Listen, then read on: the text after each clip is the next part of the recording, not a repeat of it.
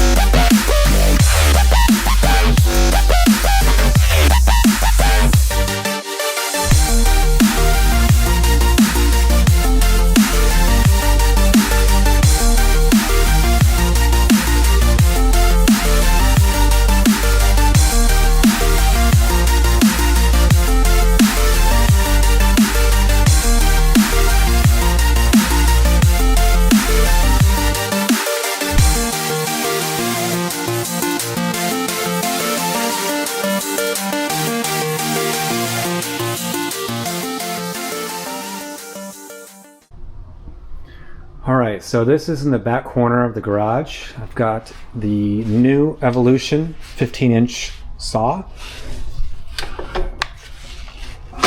Right now this does have the 14-inch blade, but this is pretty much the best of the best that you can get for the saws.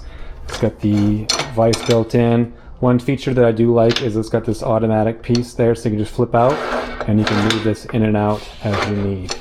So just put that back in and then crank her down.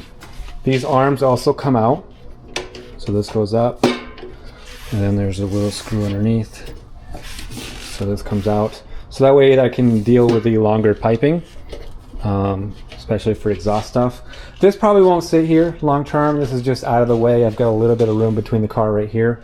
It does have a stop here, so if I need to do repetitive cuts, I can do that, just back it up against here and then cut. But again, this won't sit here long term. This is just here for now until I get some more room. And then moving over, I did go with the Everlast. Super excited about that. This is the actual Typhoon 230. So it's all digital display. This will do TIG and it does stick. I don't have the water cooler yet. I don't even actually know. That's gas. I guess water goes here. I don't have the water cooler yet. Just started with the kit here. So I've got it on the Husky bench, and I know that there is a kit to turn this into like a welding cart. So your tank can go here, either two smaller ones or one large one. And then you've got some space for your filler rods. So I will be getting that long term, but for now, this is what I've got. I've got some gloves here, TIG welding gloves. So these are a little bit thinner duty, so you get a feeling for the filler rods. I've got my tungsten. For this, I went with Yes Welder. So this is the 2% lanthanated blue. I've got some cups. I am going to be replacing that with a different kit. I just haven't purchased that part yet. I've got the ground here and then an adapter. So this does do 120. This does do 120 and 220. I do have it set up to 220 right now. Essentially, I've got a plug converter that goes all the way back. I don't know if you saw it behind the saw, but I've got it stored right there for now. So basically what this does, so because I got the Typhoon 230, it's super efficient on power. So theoretically, this welder should not pull more than 30 amps. So I've got this wire, the adapter that's going to essentially plug into the dryer outlet, which is 220. So I don't have to hire an electrician. I don't know if this garage had 220 in it before. It's got like a weird outlet right here by itself. And I did look at the circuit breaker, and it did have a spot that was actually outlined as welder, but there was nothing there. So for now, we'll just plug into the dryer outlet. We'll get started with that and kind of go from there. If we need to make some changes, we will, but I don't think I'll need to, because with the new technology of the digital Everlast, again, it's that circuit is good for 30 amps, and this doesn't pull any more than 30 amps. Even on rush, so when it kicks on initially, I think it might be like 32 amps, which is perfectly fine, but consistent draw, less than 30. So we won't need this adapter to go to 2 or 110. If I do need to go somewhere that doesn't have 220, I can use that. So it's nice that they include that. The torches, I've got two. This one is, which one is this?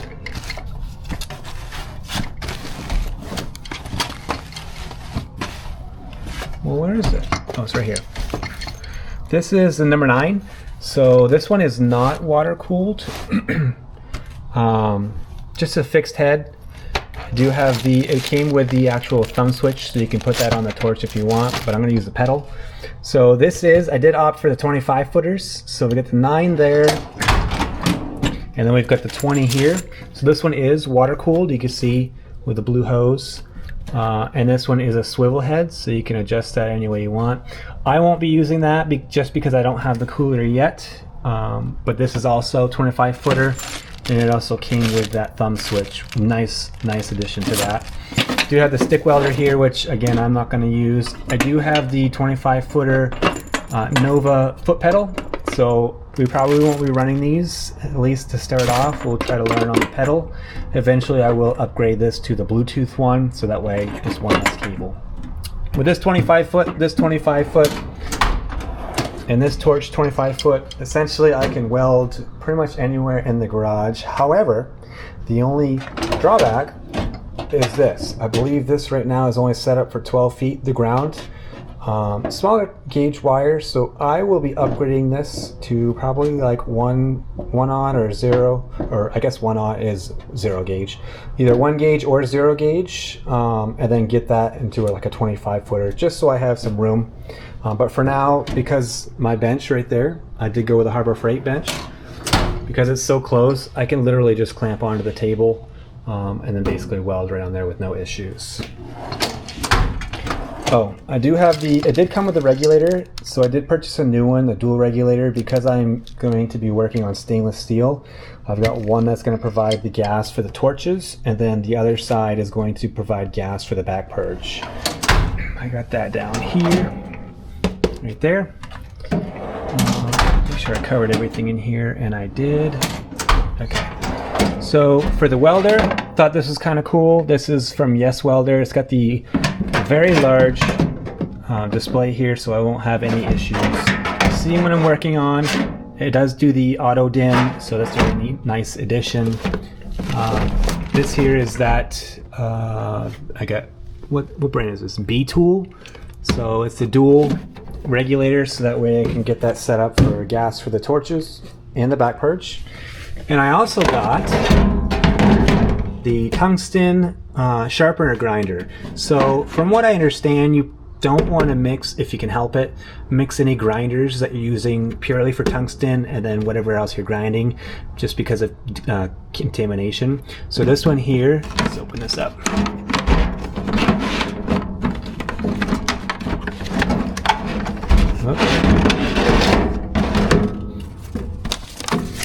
Basically, it's got a bunch of different angles, different sizes. I don't know if you can see that, different sizes and angles. It's kind of neat. I've never used one before, but I got it on Amazon for a pretty good price, so figured I'd give it a shot. Whoop.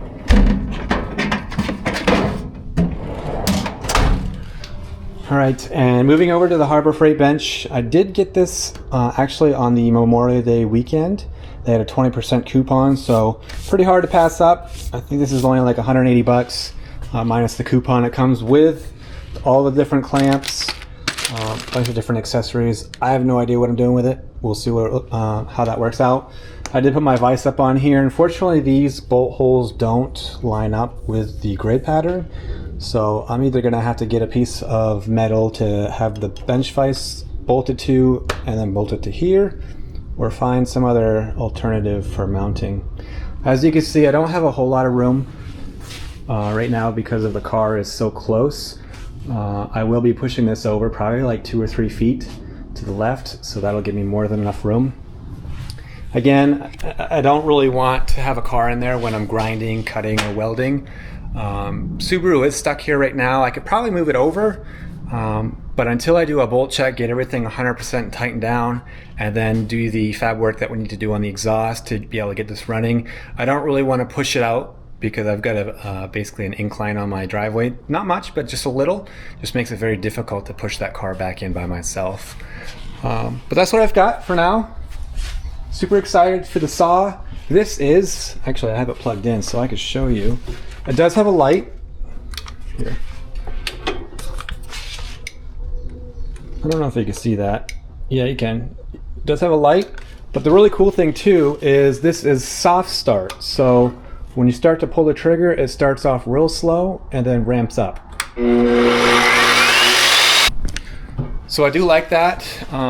Just a nice feature. Honestly, with this saw, I picked it up locally. I tried to look online and I didn't really know what I was getting into, and I read a bunch of reviews. I considered getting a Harbor Freight one, but I really wanted something that's going to cut very clean, it's going to last a while, and it's just all around efficient. And this checked off all those boxes. When I went to the store to go pick this up, I actually did buy it online. Ironically, they turned out to be local, so I did a pickup. I went there on Memorial Day. They were closed. It's like 40 minutes-ish drive each way, so kind of a waste of time. But when I went to go pick it up the next day, I got that email saying it's ready. And that was the first time I ever saw these in person. So I actually purchased the 14-inch version. And then when I saw the display, it had the 14 and the 15 and the miter. So the miter was too big for what I needed, but I really liked the 15-inch better. So they were awesome, and I said, hey, you know, I'm here to pick up the 14-inch saw, but is there any way that I can swap that out for the 15? And they made it happen. So fantastic. They're called Fisher Tools, I think they are, here in Tempe, Arizona. They were fantastic to work with, and they were able to swap me out on the spot. They had more than enough. They just got a shipment of these saws, so super excited. I did go with the Evolution stand too, like I mentioned. This is very sturdy. It is height adjustable, so you can move that. This is the tallest. It doesn't have any wheels, but I don't foresee myself moving this around as I'm cutting, so not a huge deal on that. If anything, I'll probably move it outside and then cut and then just move it back in here. But you can basically lay this down, make it really short, tuck the stand away if you don't want to use this. If you want to put this up on the welding bench, you can do so. But honestly, with the clamps, I think this is a really nice setup. So super excited to get this started. Again, I've never welded, so I've got all the good tools. Just got to acquire the skills, put the practice in, and we'll go from there. Appreciate you guys stopping by this week. Kind of a shorter video. Not a lot of progress on the Subaru yet. I've been fighting with some other things, but glad to have the tools, and hopefully next week we can dive in with more progress. All right, guys, thanks again. We'll catch you next time.